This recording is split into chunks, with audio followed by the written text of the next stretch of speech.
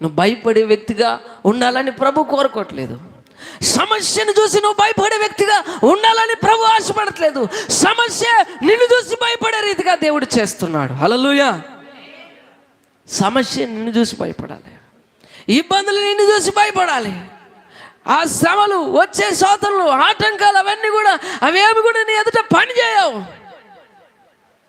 నీలో విశ్వాసం ఉంది, నీలో వాక్యం ఉంది, నీలో ప్రార్థన ఉంది, నీతో దేవుడు ఉన్నాడు. హల్లెలూయా.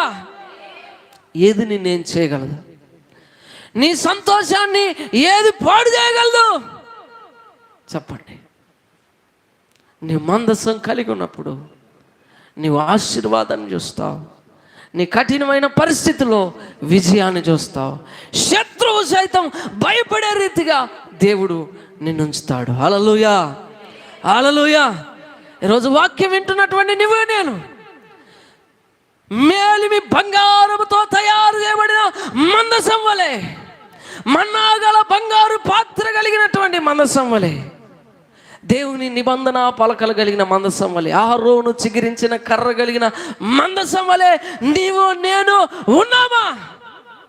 ఒకవేళ నీవు మందసంగా ఉంటే అది ఏ పరిస్థితి అయినా, నీవు ఒకరింటికి వెళ్ళినప్పుడు, ఒక దుఃఖములో ఉన్నటువంటి వారి ఇంటికి వెళ్ళినప్పుడు నీవు ఒక మందసం వలె పోతే వారి దుఃఖ దినములు సమాప్తం అవుతాయి.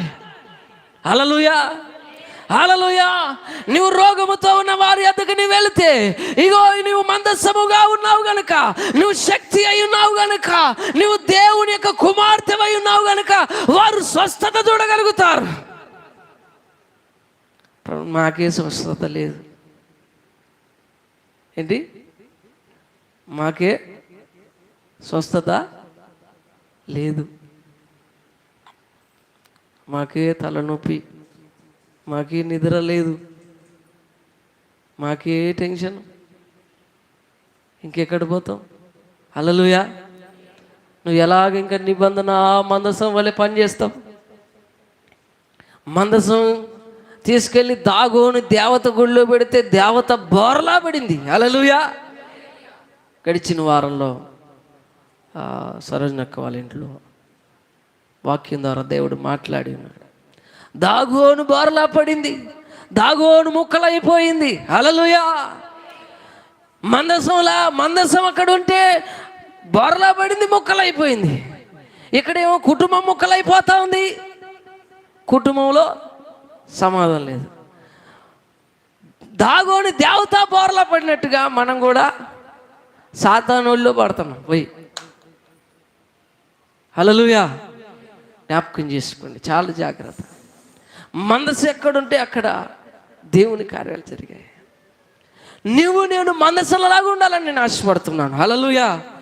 ఇక్కడ ఒక సేవకుడే మందసంలాగా ఉండాలని దేవుడు చెప్పలేదు.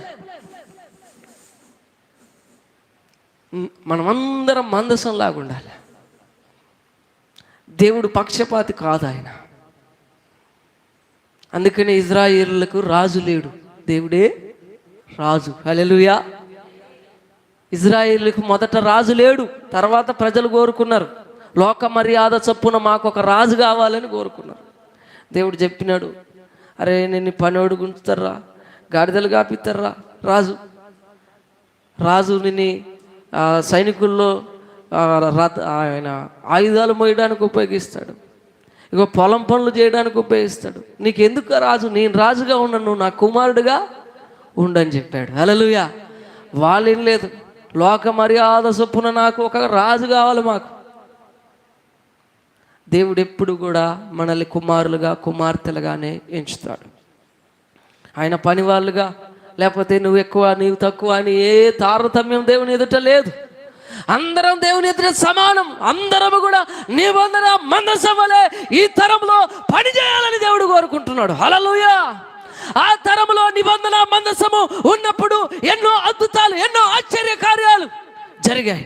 ఈ తరంలో నువ్వు నేను మనందరం మందసం వలె ఉండి దేవుని కొరకు పని చేయవారంగా ఉండాలని దేవుడు ఆశపడుతున్నాడు.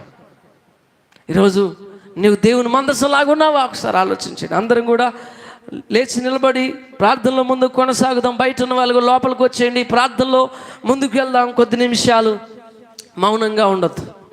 ఎవరు కూడా మౌనంగా ఉండడానికి వీల్లేదు. ప్రతి ఒక్కరు